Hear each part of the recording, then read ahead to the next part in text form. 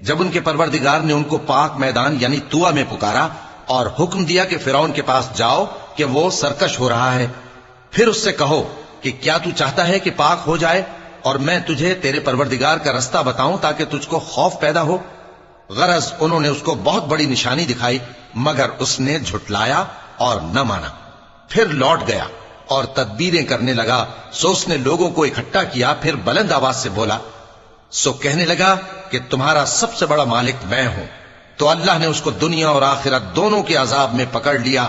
جو شخص اللہ سے ڈر رکھتا ہے اس کے لیے اس قصے میں عبرت ہے۔